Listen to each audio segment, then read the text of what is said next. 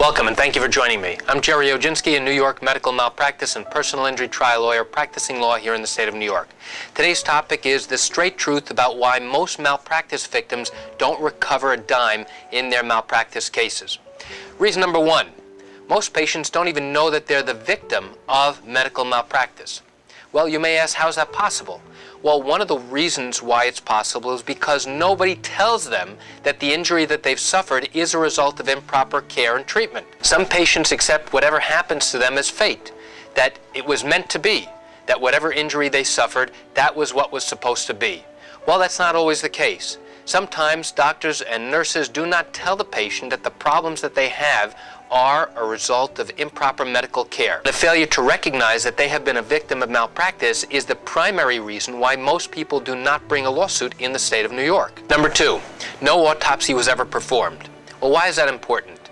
Well, in a case involving wrongful death where your loved one has died as a result of something done wrong, typically an autopsy is a clinical examination of the person's body after they have died. It's done by a specialist known as a pathologist to examine the cause of death. If you don't know the precise cause of death, it makes it that much more difficult to prove that your loved one died as a result of improper medical care and treatment. Reason number three, a physician's poor bedside manner does not mean that there was evidence of malpractice. There are some doctors who have great bedside manner. There are some who have terrible bedside manners, and you get furious and upset and angry just because they did not treat you appropriately as you think they should have.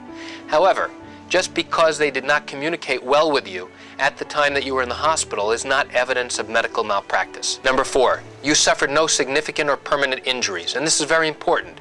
Why? One of the elements is that you suffered significant and permanent injury. So that if you suffered a bruise, for example, as a result of something that was done wrong to you, yes, it's true they caused you temporary harm, they caused you some pain and suffering, but if that condition and that injury is not permanent, most experienced medical malpractice attorneys will not be able to take on your case, because handling these cases involve a great deal of time and effort and money. And if the attorney knows right off the bat that your injuries are very limited or minimal, there is no way that the attorney is going to get compensated for his time that they put into your case. Remember, an attorney works on a contingency fee basis in the state of New York for medical malpractice cases. What that means is that the attorney only gets paid if they are successful in recovering compensation for you. If the attorney is unsuccessful, then the attorney's time and effort and money that they have spent to prosecute your case is never returned to him, and he will lose everything that he put into the case. Here's another reason. The doctor did not cause the injury that you suffered. What do I mean? Well, maybe the patient was at fault for the injury that they suffered.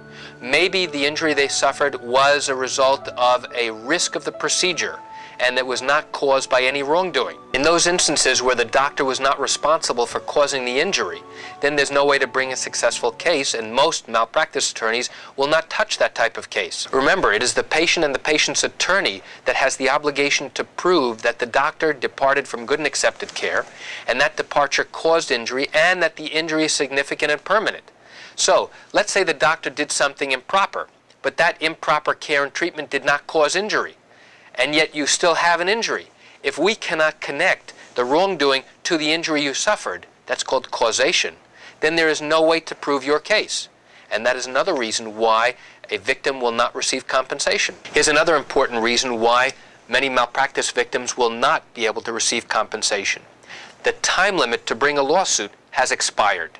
Now, what is that?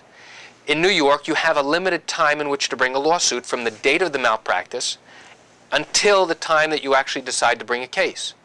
If that time limit has lapsed, has expired, then there's usually no way to go back and bring a lawsuit for your injuries, regardless of what the doctor or hospital did to you, and regardless of the injuries that you suffered. And that's a devastating thing for a potential client to hear. Another reason you may not receive proper compensation is that you may lose your case at trial. Why? Because jurors may be biased by the insurance industry. The insurance companies spend millions and millions of dollars each year to try and condition people in the community that there's something wrong with the tort system.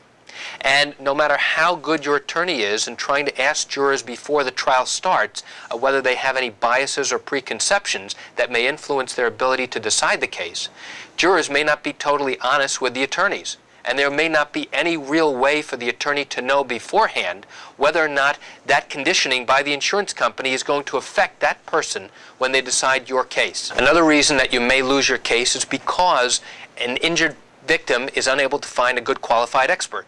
In New York, we are obligated and required to bring in a medical expert to testify on your behalf.